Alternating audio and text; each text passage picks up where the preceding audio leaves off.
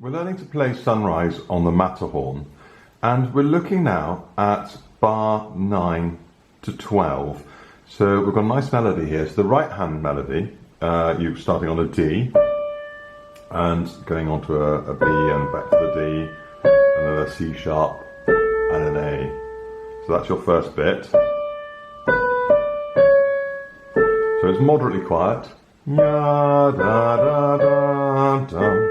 Now the next note is B, but you're going to bring your third finger onto it. So you can go do that at the end. So I'll show you the whole thing.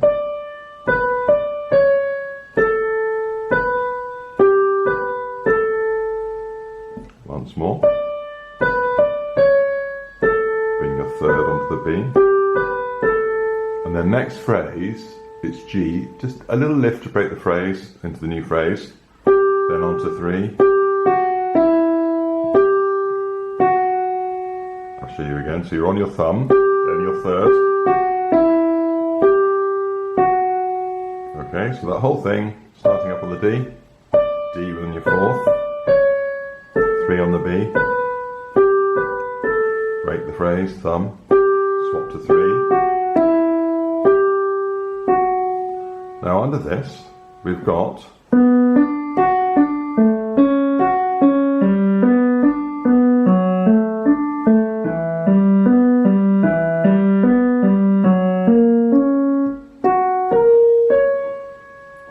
quite a tricky little passage here, made up of these chords. So we've got a B minor chord, which is B, D, and F sharp. You know, you're going to need to slide in there to get your thumb on the F sharp. So that's how you start. That's your first chord, and it's broken. Then your next chord is actually an F sharp minor chord, but the A is at the bottom of it. A, C sharp.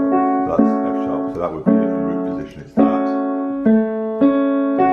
Now you'll go up it in that position, but when you come back down, you're going to bring your second finger down to the C sharp to set the next chord up, which is a G major chord. But as you go down the G major chord, you bring your second onto the B, which sets you up for the next chord, which is an inversion of a D major chord, which is F sharp, A and D. The D's at the top instead of the bottom.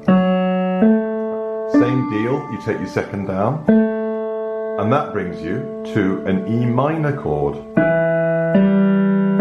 there's your chord, so you'll walk up the chord, and then you do that twice. And now there's no second finger going down because you're actually going to move up, and we're onto an F sharp major chord. And an F sharp major chord is all black notes. F sharp, A sharp, C sharp.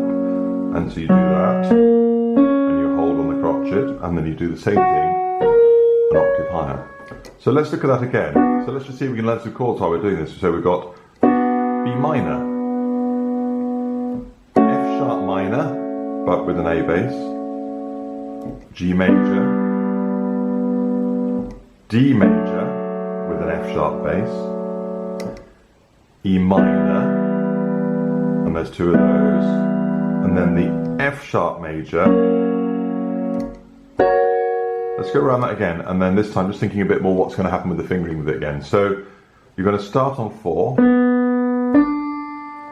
come back down on a 2, so that's the same. Then we go A, C sharp, F sharp, C sharp with a 2. I'm going to slow at the end of each one. G, B, D, B with a 2, F sharp, A, A with a 2, E, G, B, G, same again. And then move your fourth onto the F sharp, A sharp, C sharp and hold, F sharp, C sharp. So look how that's going to work. Hands together, you're going to have this.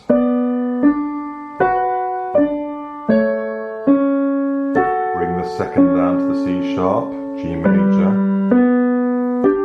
Second down to the B, F sharp, A. Bring your second down to the A.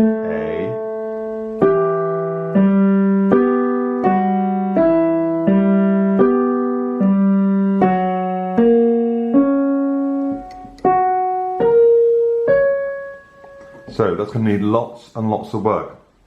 And just thinking about the pedalling just a little bit now, this might be something that you'll want to focus on more once you've got those notes sorted. But once you've got this sequence, you know, that you can reasonably confidently do this.